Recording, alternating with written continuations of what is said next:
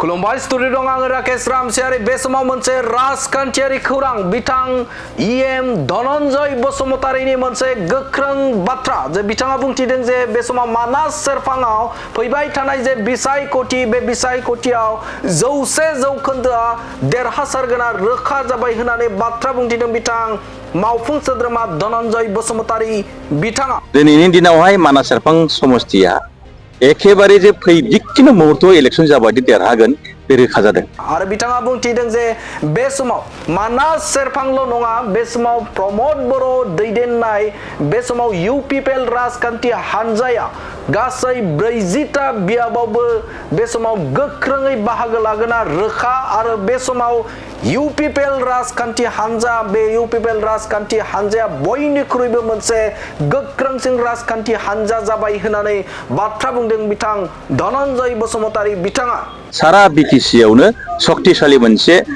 राजनीति दल जाबाय होननानै दिनै प्रुभ जाबाय बिथां धनन्जय बसुमतारी बिथाङा बुंथिदों जे मानास सेरफाङाव फैबाय थानाय बिसायख'थि बे बिसायख'थियाव 100% देरहागोना रोखा जाबाय मानोना बे समाव बुथ कमिटिनि जाखिनि सावरायनाय आरो बिथांमोननि बाहागो लानाय बे बाहागो लानायनिफ्राय रोखा जादों जे बे समाव बिथांमोना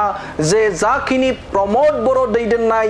बिटिआर सरकारा जाखिनि खामानि मावबाय बे खामानि मावनायखौ मोनदांनानै रायजो राजाफोरा बे समाव बुंथिदों जे बे समाव प्रमद बर'नि दैदेननाय बिटिआर सरकारानो जाखिनि खामानि मावबाय दङ अब्ला मावबाय थादोंब्ला बिथांमोनानो जे जोंनि गासैबो जेंनाखौ सुस्रांनो हागोन आरो बे समाव बिथांमोननि दैदेननाय सरकारखौनो जोंनो नांगौ आरो बे समाव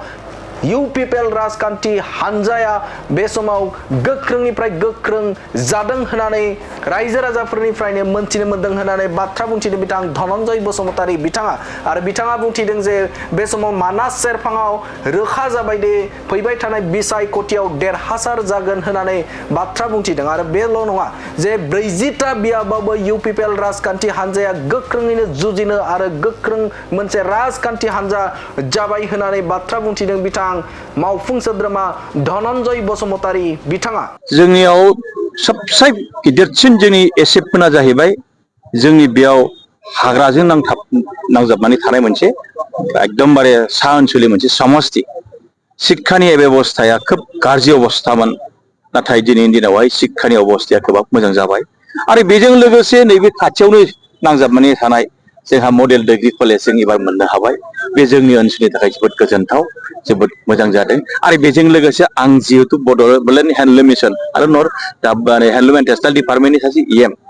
आरो बड'लेण्ड हेन्दलुम मिशननि आसनिनि जुरैहाय आंनि जायगायाव आङो मेक्सिमाम आइजोफोरखौनो दिनैहाय फोजानानै गावनि आथिङाव गसंहोनायनि बेबस्थाखौ आं खालामनो होबाय आरो मानास सेरफां समष्टिनि मेक्सिमाम माने आखाइ हिसानसालि दानो जिथु दाग्राफोर बिसोर दिनैहाय बरायनानै लाबाय आरो बिसोर बुंबाय बिसोर ओरैखायै बुंबावबाय जोंनो जिबायदि सुबिदा होबाय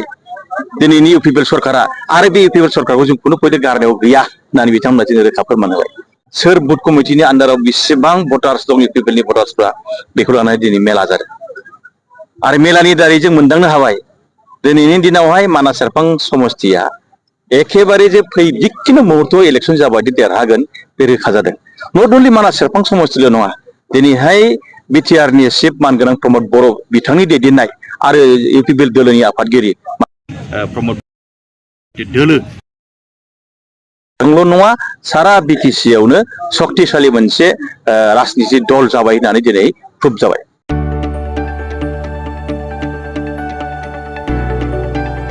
गोजोनथाव खौरां बर'नि आंगोथार गोथाव ओंख्रि जानो मोजां मोनग्रा रायजो राजाफोरनि थाखाय गोजोनथाव खौरां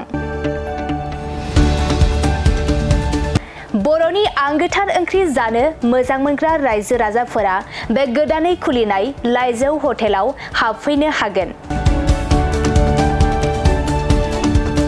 जाखांफुहांनाय लाइमोन फालांगिरि गपेश बसुमतारीया अदालगुरिनि टंलायाव बेखेवदों बर'नि आंगोथार ओंख्रि मोनग्रा गंसे हटेल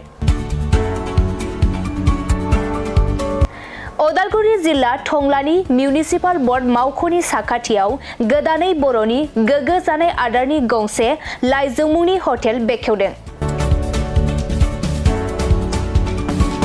अदालगुरि जिल्लानि सिङाव थानाय फालांगिरि नोगोर टंलायाव गोदानै खुलिनाय बे लाइजौ हटेलाव बर'नि दोरोङारि जाग्रा आदारजों लोगोसे गोबां जाग्रा आदारफोरबो मोननो हागोन। गोदानै बेखेवजानाय बे लाइजौ हटेलाव अमा बेदर, बोरमा, लकेल ना, साम', नारजि, अनला खारै, थास', मैथा आरो नाफाम आरो गोबां आइटेमफोरखौ मोननो हागोन। बेनिखायनो नोंथाङाबो अदालगुरि जिल्ला टंला लामाजों थांलाय फैलाय खालामोब्ला बे गोदानै खुलि जानाय लाइजौ हटेलाव हाबनानै बर'नि दोरोङारि गोथाव जाग्रा आदारफोरखौ जालांनो हागोन। आरो नोंथाङा नैबे 9101758967 जानबुं नम्बरनि गेजेरजों खौरां लाहरनानै आबुङै मिथिना लानो हागोन।